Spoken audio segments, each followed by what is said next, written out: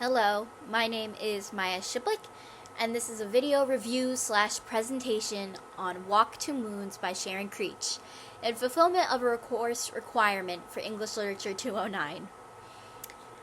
Walk to Moons is a narrative story written in the first person singular and told by Salamanca, Sal, Tree Hiddle. Drama, drama, drama. This book, though not very long, is packed with drama. Drama. From Kentucky to Ohio, through Indiana, Illinois, Wisconsin, and the Dakotas, and eventually to Idaho with continuous drama and tension along the way, as Salamanca makes a road trip with her grandparents to see the spot where her mother died. Not my kind of a good read.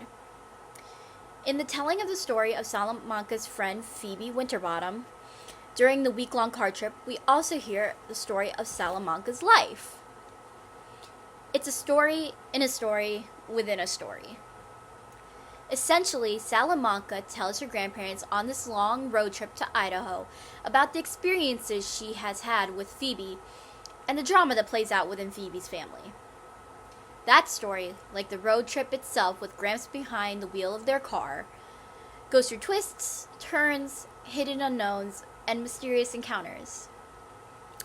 The car ride that Salamanca is on is a metaphor for the ride she is on with the occurrences in her life and that of her best friend Phoebe. Basically, in terms of Phoebe's mom, some almost 20 years ago, had some premarital relations and had a baby boy, of which she never revealed to her future husband. There are mysterious notes periodically left on Phoebe's porch.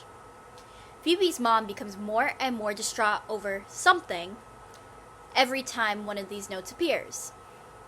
That something is her son given for adoption many years earlier.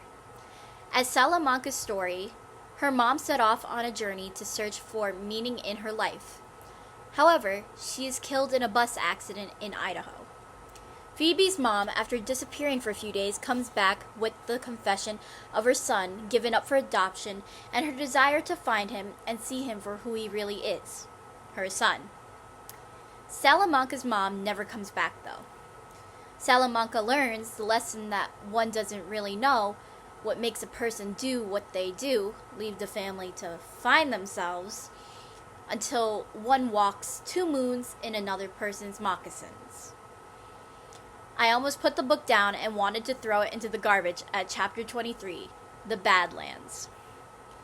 It was as though each chapter had multiple incredible tales of tragedy in each person's life. Let me list a few.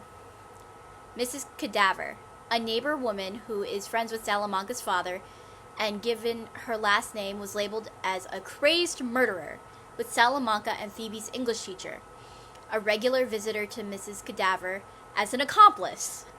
Salamanca's missing mother, though consequently confirmed dead, Phoebe's sudden missing mother, mysterious letters being left on porches with nothing more than a single sentence, cliches, Grams bitten by a poisonous snake, Salamanca falling out of a tree and breaking her leg when she was little, Salamanca's mother gives birth to a stillbirth baby girl on the day that Salamanca falls from a tree and breaks her leg.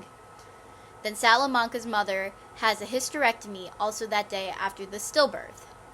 A miliquitous father that can't do anything to control his wife from picking up and leaving the family. Anyway, Salamanca gets to see where the bus crashed that killed her mother.